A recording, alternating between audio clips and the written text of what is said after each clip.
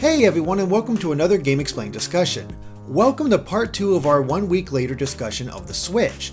We're here to offer more thoughts on the system and address some more questions to lead to talking points. So let's get right back to it. Alright, well let's go and move on to another question here. This comes to us from ASR, or at ASRMGL on Twitter, and they ask, maybe talk specs a bit. Where do you think it'll come in power-wise, and will it be enough to catch the AAA devs' attention? I think it's going to come in power-wise somewhere around or maybe just underneath the Xbox One. I mean, we're not talking PS4 or PS4 Pro specs here. But that's really impressive when you consider that it's a portable console. Yeah. So, I mean, I think it'll. I don't really think it's about the power in terms of most AAA devs. I think it's about the money. I think if the money's there and the install base is there, that will catch their attention. In terms of the power, look, if the money's there, they'll make it work. They're not going to look as good on the Switch as they might on the Xbox One and PS4, but if the money is there, they're going to figure out a way to get the best looking version they can of their games running on the Switch. We've already seen, we fortunately do have a way to compare beyond Breath of the Wild with Dragon Quest 1 and 2, Dragon Quest Heroes 1 and 2. There's screenshots have come out showing a screenshot of the Switch version and people comparing it to the PS4 version. And obviously it does not look as good. But again, from your perspective, Ash, as a portable, it still looks pretty dang good. Exactly. And they got this game, like, trust me, compare, what Dragon Quest Heroes would look like on the 3DS compared to what it was on the PS4. Or even the Vita. Exactly. It's not going to look as good. There's going to look much worse. Now we have something that's a little bit closer, and the screen, from everything I've heard, looks beautiful. It looks great. I think it'll still... It does. I think it'll still, it might not be as vibrant or as detailed. I still think it'll look really good and play very well. I think that's going to be the major deciding factor in that. And as far as AAA's coming to it, you're right. It really does come down to the money. It is worrying that we're at this point, though. We've mentioned before, there are no AAA games from third parties. Mm-hmm. It's just also RANs, and I don't know that's a bad sign for the future already. Yeah, I mean, it does seem like typical Nintendo third-party support at this point, but we'll see how things shake out. The thing is, as I said before many times, Nintendo was kind of forced into this position of releasing a hybrid. It just makes sense at this point. So no matter how, there was no way the Switch could ever conceivably match the Xbox One or PS4 in total power. So it could be, you could argue that maybe the Switch should be more powerful than it is. I'm not going to make that argument. I don't think that would even particularly matter. I mean, Ash, you said it. If the money's there, the companies will follow. If there is enough if there is enough people buy the Switch, and if those are the type that would actually buy third-party games, the third-party games will come. They will test it out. They'll see what sells, what doesn't, and if they sell, they'll continue making games. So at this point, the system isn't as powerful as the others. This is nothing new for Nintendo. This is the Nintendo we've been dealing with for at least 10 years, arguably more if you want to look at their handheld line especially. That's been the mantra of their handheld line since the Game Boy. And again, it's kind of like a hot, it's kind of like a divisive term almost. But I mean, diminishing returns is a thing. Are we at the point where it doesn't matter? No, of course not. We're nowhere close. But we're at a point where those, each generation that gap gets smaller and smaller and smaller. And in this case, it's probably at one of the smallest points it's ever been. Again, there are differences. You're going to see the differences. But for Nintendo, I think the Switch makes sense. But yeah, so it's so weird. I don't think the power ultimately is going to matter that much with the system they went with. But they also didn't have much choice. So yeah. Yeah. Well, and also I think that, and of course I haven't, none of us have played that many Switch games yet, but based on what we saw and played, I do think Nintendo has done a really good job kind of coming in at a very, very favorable kind of, what's the word I'm looking for, sacrifice in terms of between power and portability. Right. Just, again, yeah, you can go and play Uncharted 4 or Final Fantasy 15 and be like, oh, this looks so much better than anything available on any Nintendo console. But you're still talking about games that look as good as Mario Kart 8, Smash, on a portable. And I think that's something that the other consoles don't offer. And I kind of have, I can't prove this, but I have a feeling that the kind of people that are serious technophiles for whom, how many polygons you're pushing is everything. I don't think those are really the Nintendo fans. I don't think that there's a lot of crossover there. So, the people who are total graphics whores and for whom that really matters, I'm not so sure they're rushing out to buy a Switch anyway, because they're more interested in the technical side of things. Obviously, there are always going to be people out there who are both. But I kind of think Nintendo's not really chasing the technophile market here. They're not chasing that. They're chasing... Yeah. Yeah, they're definitely not. And, now, with how games are these days, like, if you are that focused on tech specs, you're going to be playing PC games and not consoles. Exactly. Yeah. Just when you the first time you see a Switch running like Mario Kart 8 and you're like, wow, this looks amazing, and I can take it with me, I think that's a huge, huge deal. Yeah. And Breath of the Wild is a great looking game. I mean, I've even myself have said, like, on a technical basis, when compared to, say, a Horizon Zero Dawn, right? Is that... Yeah, Horizon Zero Dawn. Yeah, like, I mean, that game looks better, on a technology basis. But when it comes to art style, Breath of the Wild still has it going on. And playing that game on the portable in a portable form factor potentially is amazing. So, yeah. It's one of those things we just get to see, how it shakes out. But, I think it's, again, this is something Nintendo's kind of forced into, and, I don't think they had many other options here. Yeah, well, and one thing I'll say to provide kind of a positive counterpoint that, if we're, if people feel like we're being too down, I want to make it very clear that screen is gorgeous. Like, the Switch is very un-Nintendo-like in that it doesn't look or feel like a toy. It feels like a cool technological device. Yeah. And that screen is so nice, and it's not at all like, the screens you're thinking of when you think of the Wii U gamepad or the 3DS's touchscreen. It is not at all like that. This is a true 720p, really beautiful capacitive touchscreen. Yeah, good viewing angles, sharp colors. It looks good. Yeah. All right, let's move on to another question. This one from Hamwam, and they ask, the fact that he just throws it out there, the fact that you have to pay for online. So yeah, as we touched on already, that is a sticking point for some people. And it's on the one hand it seems unfair. On the other hand, it's kind of deserved because Nintendo, because all the other systems charge for online, so that's why it might seem unfair. But on the other hand, Nintendo has historically failed at online in some respects. Yeah. So how are you guys feeling about this right now? Did they announce a price point for this yet? No, they have not yet. So, but I think it is an annual fee. Is that right? Is that what it is? We don't know. We don't know that either. Okay, wow. I don't think we know that. We don't know really anything about that. And the only thing we do know, it's free for the first 6 months, right? It's free until sometime in the fall. Yeah. Okay, yeah. Or September, I think. Yeah. Yeah, and I think there's two sticking points for this. One, paying for online. Two, paying for online. The fact that you have to do a lot of the chat stuff or forming party stuff through a mobile app, and it's not done through the system itself. And I've seen people bring this up where it's a sacrifice that they had to do before its portable mode. Okay, so that's right. That's one thing I don't get. We'll get back to that in a second. Real quick, when we had this initial discussion after the presentation, I had missed that part, so I was so baffled by what you were telling me. I didn't believe you. I'm like, I didn't see that for myself because this sounds so out there. And of course, go figure, it would be Nintendo to be the ones doing this. Okay, now enlighten me. Why do you need mobile to do this though? Well, Nintendo's reasoning, and I have to say, I actually was really down on this whole smartphone app thing, and I'm actually coming around on it. And the reason why is I think Nintendo made a pretty compelling argument, which is we didn't want to have to expect people to carry around headsets with them if they want to play on the go. If they want to play online on the go, use Wi-Fi, whatever. So you always have your smartphone with you. You always usually have your headphones with you. So you just fire up the smartphone app and use that, and so you don't have to carry a headset around. Okay, time out.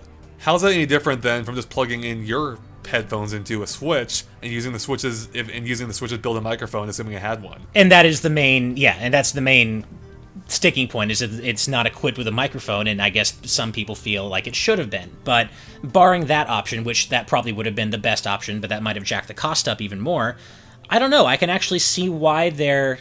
At least in terms of everything working well, I can see why they're going in that direction. Now, of course, it may come out and the smartphone app may be crap and it may not work.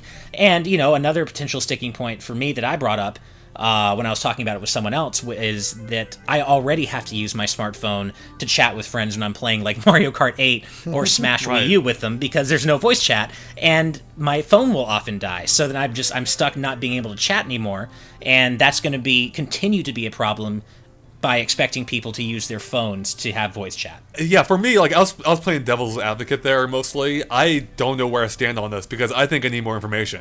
Yeah. On surface level, this sounds really dumb. Like if it is literally just a Skype-like application, that doesn't make any sense. However, if it actually incorporates with your friend list and seamlessly connects you to your friends you're already playing with on the Switch, that could be pretty cool.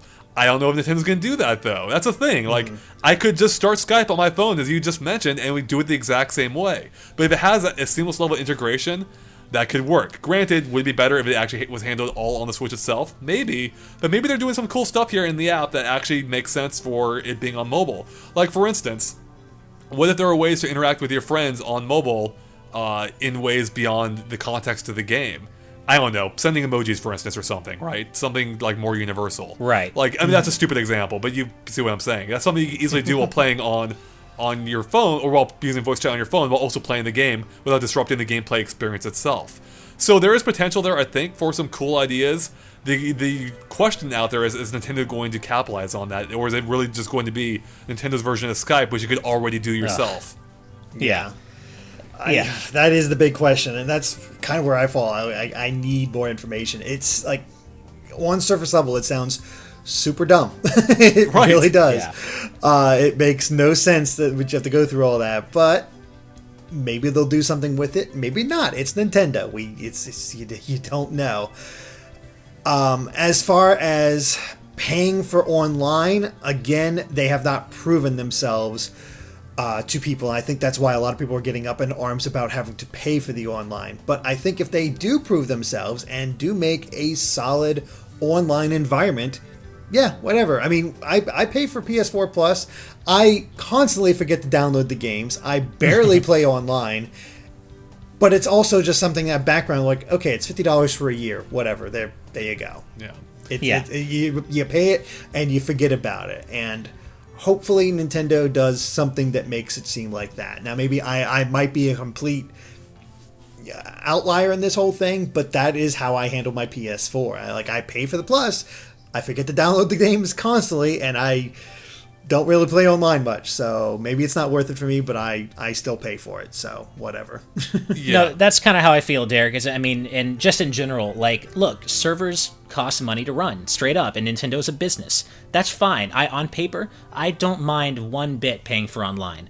But again, Nintendo has an incredibly checkered history in terms of the quality of their online experiences, and I absolutely will have a problem paying anything for the kind of online we've seen in Wii U and Wii. Like, it absolutely, if we're going to pay for it, that has to be borne out in the kind of online experience we're having. It has to be worlds better than what we ever got on Wii U. Quick thought, Ash.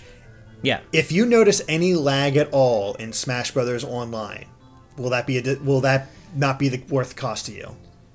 Well, no, because you see lag on PS4 games as well. The lag it's not just the server side issue. True. It's also up to people's connections. Like, there's always going to be the possibility of lag no matter what you're paying for online. But I feel like on Nintendo systems, it's not just lag you're worried about. It's lag plus Nintendo's crappy online infrastructure that's making that lag even worse. I mean, you know, like, I've Smash can be almost unplayable with how bad the lag is, but it doesn't have to be that way. So yeah, I mean, as long as we're paying for a better online experience, sure. And yeah, there might be some lag in there that's down to people's individual connections. I'm okay with that. I'm not expecting the moon here. I'm just expecting a good quality online service if they're going to ask me to pay for it. Mm-hmm. So another feature that's part of this online is the fact that we'll evidently be getting a free NES or SNES game once a month. Kind of similar, presumably similar to PS4's free game a month, free game every month type thing.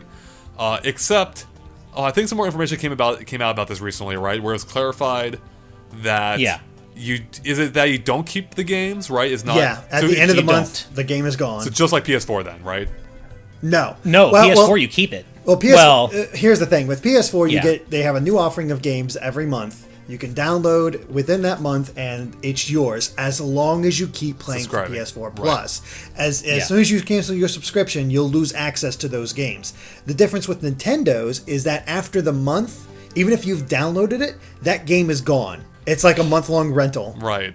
So now, if you've downloaded it, the free trial version, yes, but if you buy it, obviously you would keep it. Obviously, but yeah, right. It's not like PS4 where.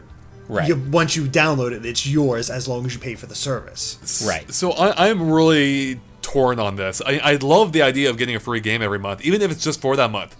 Great idea. Limiting it right now just for NES and SNES games, that seems so short-sighted to me. Especially given the fact that most of those NES games, people probably already bought with the NES Classic. I just got 30 games on that thing. I don't want duplicates on the Switch. NES Classic, try every other virtual console. Nintendo console with a virtual console. Right? Yeah. I mean, that's the thing, is that, like, really, we don't know yet what their virtual console approach is. I mean, it doesn't, on paper so far, from the little bits we've gleaned, it doesn't sound like it's going to be very positive at launch. But maybe that's why they haven't said anything yet. Maybe they've got something in the works, some sort of plan, account-based plan. But I'm guessing not. I will say one thing that excited me, and correct me if I'm wrong, but I have not read up on this since the initial presentation, but I haven't had time. But didn't they say that they're going to be adding online functionality to some of these games, like online multiplayer? Yes, there was that. Yes, that is awesome. Like, that straight up is awesome. And that actually is a great reason to bring back some of those classic games, even if you already own it. Like Mario Kart, Super Mario Kart. If I could play that game online, that would be freaking awesome. That game, like, that's there's so many classic games that I would love to play these days that I just can't really because, I don't play local multiplayer that much, especially with, a lot of my friends don't want to go back and play those classics necessarily. So being able to find someone online willing to would be much easier. And there's a lot of great old school games, and especially if they ever expanded the service beyond just NES and Super NES, but like N64, holy crap! If I could, right? Classic Mario Party, get Mario Party, get Star Fox 64 up on there. Perfect Dark, actually you can already do that on Xbox, so that's fine. But there is so much potential there, and that's my takeaway here. Like, I hope they expand that beyond just. I don't even know why they. It's so weird, the details they gave out here and the details they left out. They clarified stuff they probably shouldn't have, and didn't clarify stuff they should have. I mean, yeah. It's like I've seen this suggestion. I think it was Jim Sterling who brought this up. They could theoretically release a Netflix of their classic catalog, right, as part of this service, and it just gets you. Like, maybe, like, as long as you pay for the service, you'll get 4 free rentals a month, or 4, or something like that, or some way to download and play these games for a short time, or for any time, and just have this whole catalog available. That would be amazing and so unique to Nintendo, but it's not going to happen. Mm-hmm. And that's so many possibilities that they could do, but they're not. The online portion is the only part to me that really excites me. Having an old NES, SNES, that's cool. I'll download it and try to play it within that month. I'm not gonna say no to it, but it's also not something that gets me super excited right off the bat. Mm-hmm. I guess kind of on a related thought, Drago asks, do you think LAN games are going to have more, or are going to become more common for Nintendo? And what old or new LAN games would you like to see? I've never been to a LAN party in my life, so I'm not going to have a lot to say about this. Oh man, you missed out on the I did, I know. Xbox Halo era. That was magic, my friend. The closest I ever came to going to a LAN party was I was at a get together with some friends, and we had 2 GameCubes, so we networked the GameCubes together for crazy Double Dash. Multiplayer gaming. So it was awesome. It was so cool, like firing a shell at somebody and hearing someone scream in agony in the other room. It was hilarious. But I don't really have any experience beyond that with LAN type things, so I'm gonna let you take it away. I guess it kind of has to by default, right? I mean, arguably, anytime you play multiplayer on the 3DS or any handheld, that's a LAN. Right. So that's what I think. Okay. Yeah. So my assumption is yes, we will see an increased emphasis on it just because you have to. I mean, I don't see everyone playing 4-player split screen on a 7-inch handheld or on a 7-inch screen. Yeah. I mean, this is the easy way to do 4-player Smash on the Switch, or even 8-player Smash by just having 4 systems linked up, or 8 systems where everybody has their own thing, or something like that. Or again, let's get crazy. Like, can you tell I went online Mario Party? Bring back classic Mario Party. Have 8 players going on at once. Get some crazy mini games in here because everybody gets their own screen or something with it. Yeah, there actually is a lot of potential here for just all kinds of multiplayer games. I mean, it really, because there's not a whole lot, LAN games aren't really a big thing for Nintendo to begin with. It seems like there's really only one way to go, and that's up. Or at least in terms of, there's only one way to go, and there's going to be more. Exactly. And given the Switch's nature, I would think that those two things go together pretty well. And oh my god, this system is so perfect for a Double Dash sequel. You've got the 2 controllers built in. You can play on the same screen. Oh, I'm not. It's true. I'm not gonna rest until that happens. I swear to God, until my dying breath, unless I get a Double Dash sequel. This system was custom made for it, even more than the Wii U was. Yeah, it's true. Yep, totally was. Derek, I'm such a snob. When you were talking about playing Smash or 8-player Smash, and you're like, "Oh, it's perfect." I'm like, "No. What about GameCube controllers? I couldn't do that." That is true. That is true. Yeah, that's right. Yeah, you do need those GameCube controllers. All right, let's go move on to another topic here. This one comes to us from Trevor, and he wants us to ask or talk about that we should talk about the games that were confirmed after the presentation that we didn't talk about in our previous video. And he specifically mentions games like Nicalis games, Graceful Explosion Machine, the Shovel Knight launch window, Monster Boy, among a few others. So Ash, actually, this is a good timing because today, just in fact, you had the chance to go play Shovel Knight on the Switch. Now, we're going to give it its own discussion, so we probably won't focus on that too much, but you do seem to be the kind of go-to person here for this question. Well, yeah, I mean, at least in terms of Shovel Knight, I mean, I did find out today, and I guess this is something they might have announced a couple of days ago, but Shovel Knight Spectre of Torment and Shovel Knight Co-op, that's actually all coming to the Switch first, so that's pretty cool, and that gives Switch owners, I mean, that's really, if you're a big Shovel Knight fan, you can play the new stuff first on Switch. In terms of other stuff, I mean, it's kind of hard to keep straight in my mind what has been announced since the presentation versus during the presentation. But, I mean, we did find out about, like you said, is it Nicalis? Or I always said Nicalis, but... I mean, that's probably it, so...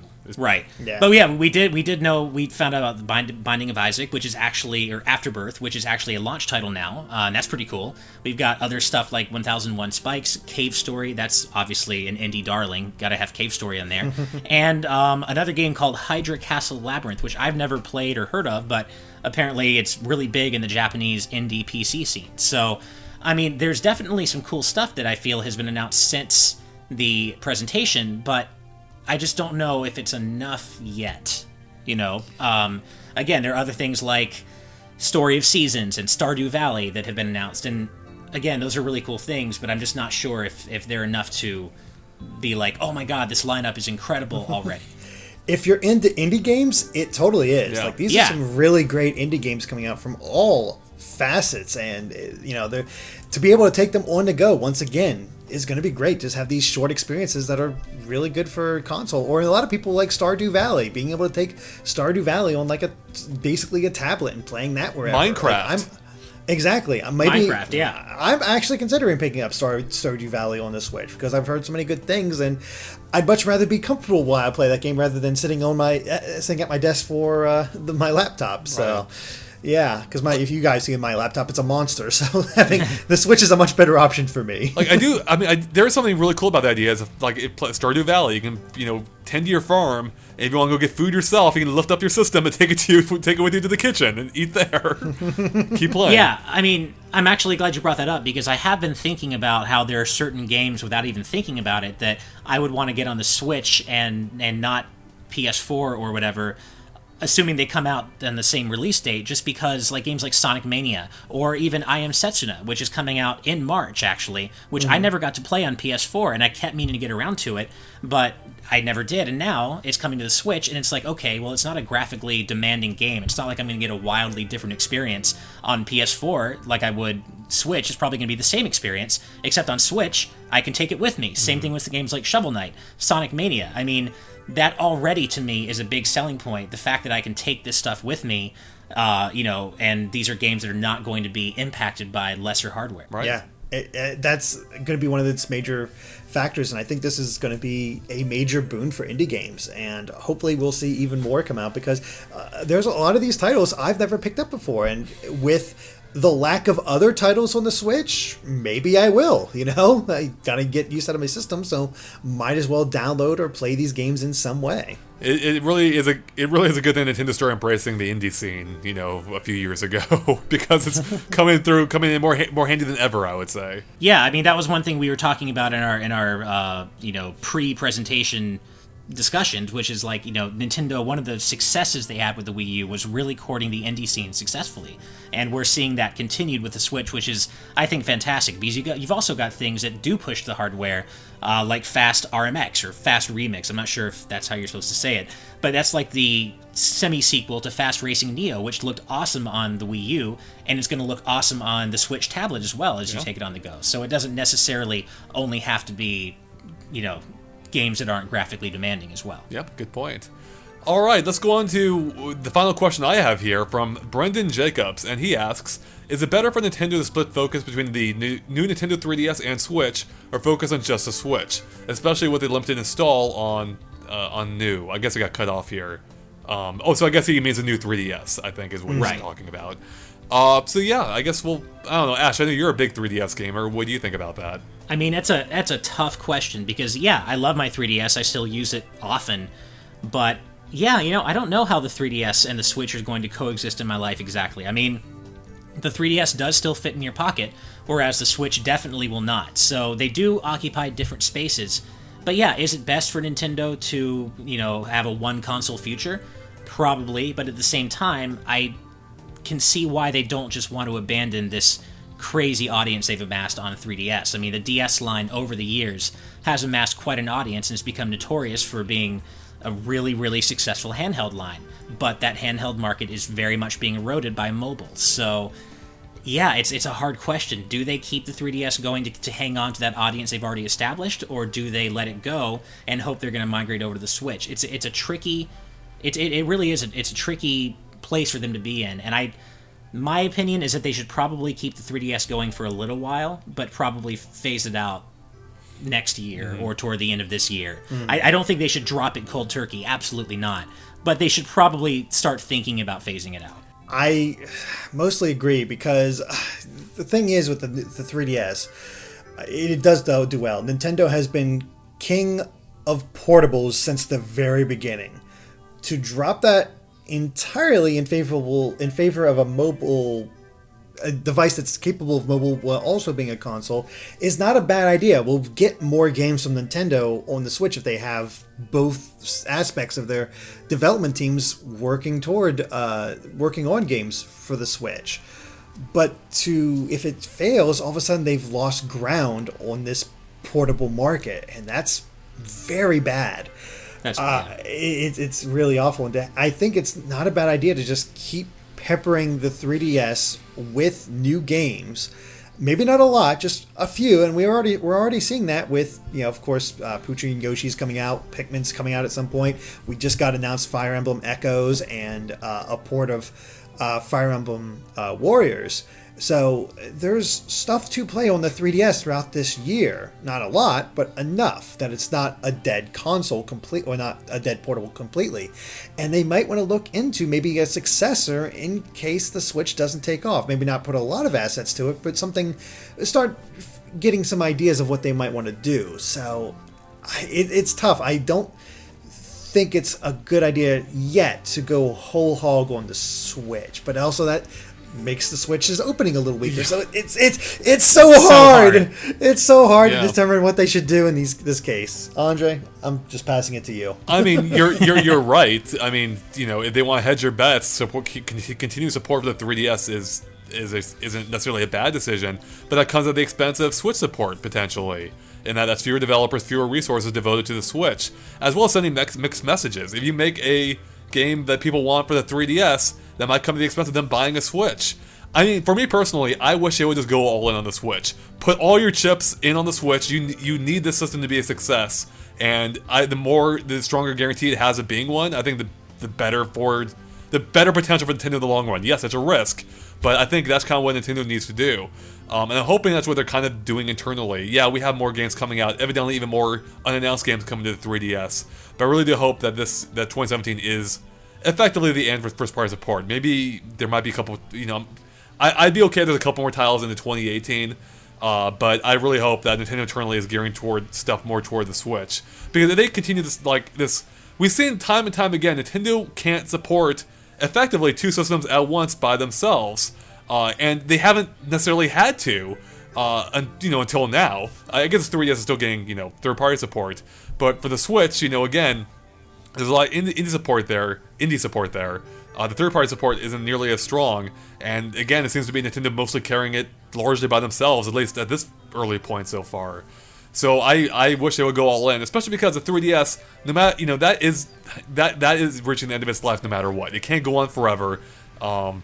So, yeah, I mean, granted, they do have the new 3DS, which I guess somewhat counts as the new system, but again, then you're splitting the demographic between old 3DS and new 3DS. So, in effect, they have three systems. So, I want them to buckle down, focus on one, make it a Switch, and I really hope that is their internal focus moving forward. Otherwise, if they keep splitting development, I mean, it's just going to lead to more issues down the line. That's true, but Derek did make a great point where it's not even just a little risk; it is a huge risk if they hedge their bets and go all in on the Switch, and it fails despite their best efforts. Then they've given up all their ground in the portable space as well, in the true portable space. So yeah, but the true portable space is a shrinking demographic no matter what. I don't that's think true as that's well. not coming back. That's gone, I think. I mean, they could release another system, it would sell less than the 3DS did, almost guaranteed. I mean, the Switch is that system. The Switch is that next handheld successor. So if that fails, then they have to come up with another successor, period. To whether they want to focus on the handheld or console line, I don't know. But again, I think the handheld line is a shrinking demographic, which is why we're seeing the Switch straddle both the console and handheld sides. The tricky element, though, is that you and we are saying, yeah, this is the successor to that, but according to Nintendo, it very much is not. They are absolutely sticking to the narrative that the Switch is not a replacement or a successor to the 3DS. And you know what wasn't either? The Nintendo DS for the GBA. You're right. You're right. That's true. I mean, and I think we'll see that bear out naturally if 3DS sales start to, software sales start to slide as the Switch becomes more popular, but... what if it doesn't? What if 3DS sales continue to be really strong and the Switch sales are strong as well? Then what do you do if you're Nintendo if both your platforms are doing well? It's tough. Yep. It's a really tough question. Yeah, I mean, it's really I can absolutely see very valid arguments on both sides. I mean that's for sure. I mean, obviously Nintendo didn't arrive at whatever conclusion they did out, on a whim, even though it often seems that they do. Right. It's just, I mean, it's clear the future is with the Switch and not the 3DS. That system is 5 years old now. I think, right? Is it maybe older now? 6? Might be slightly older. Almost 6 years now, I believe. Yeah. Yeah, almost 6 years. I mean, that has a couple years left in it, really, at most, I think. So, and again, the Switch is basically a successor in every way, even battery life to some extent. The 3DS didn't have a great battery. Switch doesn't seem to either. I mean, I don't know what they're going to do if the Switch doesn't take off, because the 3DS is also going to be reaching its end here at some point too. So, yeah, I mean, no matter what, we're stuck with the Switch for at least 4 years. So, right. If you put it like that, it sounds so bad. We're stuck with it for at least 4 years. I'm just preparing for worst case scenario. I mean, no, I know. Maybe this is a good point to start wrapping things up here. I wanted to stress, I mean, we've gone all over the place on this discussion. I personally am excited for the Switch. I like what it is, I like what it does, I like many of the games coming to it. I wish there were more games, and taking a more objective standpoint, I can see why some people are concerned. I do think some of the complaints have been blown way out of proportion for what they should be right now. I understand the concern again, but I think a lot of people are reading too much into that concern as being fact at this point, when we simply don't know how things are going to bear out. And we won't know for a few months. So yeah, I'm optimistic. I'm very much looking forward to the Switch. I'm excited. I mean, the games, again, they've shown off already. Just between Zelda and Mario alone, that's more than enough for me. But I know some people want more. And if those are the type of games that don't necessarily appeal to you, again, I understand where you're coming from. I can see why that would be a concern. But I don't know. I do think a lot of the negative reaction, from what I've heard, again, I've been largely insulated from it, but from the parts I've seen, it does seem to be a little bit undeserved at this point. I mean, I started out this saying I was excited for it. I would have bought it even if I wasn't covering it, and I maintain that. Does it have a awful start? Yes. I mean, if it wasn't for Zelda, this would be a terrible launch lineup, but it has Zelda, and that'll carry me for quite a while. I can look at the indie games and see what they do up until Splatoon 2, but I think once Splatoon 2, and to a lesser extent even ARMS, we'll see. I haven't gone hands-on with ARMS, but I've heard a lot of good things. I see a gradual ramping up of Nintendo and what kind of titles they're putting out there. It's a slow start, and that's not a great thing, and there are issues, but I think overall Switch has something that it's building to, and it's getting better, and we can expect to see this thing really come into its own very quickly, a lot more quickly than the Wii U did. And the first year is a good indicator of that to me, and I think it's not a perfect start, and definitely a slow one. I think by the end of this year, we're going to have some truly great games on the Switch. Yeah, I generally agree with what both you guys just said. I mean, I said it before, I'll say it again. The fan part of me is so excited for the Switch. I can't stop thinking about it. I can't wait for Zelda. I can't wait for Mario, Xenoblade, Smash, whenever that's announced. All of it. I'm so excited, and those games alone would be enough for me as a fan. The work part of me is very cautiously optimistic about the Switch and its place in the marketplace. I think there is a version of this that things go very well, and I agree, Derek. I think it's going to have a slow start, but I think if Nintendo plays their cards right, they're building up to something big here, and I think the Switch will really hit its stride toward the end of the year and in year 2, as long as Nintendo really comes correct at E3. But I also see a version of this where it doesn't. It kind of does fail to take off because Nintendo isn't there with the software, and the Switch just kind of flounders in the marketplace. I'm not saying which one I think will happen. I think it's way too early to say, but I can see it going both ways, and that's all I'm saying when I say that I'm cautiously optimistic. But as a fan, I'm so hyped. Yeah, I mean, it sounds like we're all basically on the same page.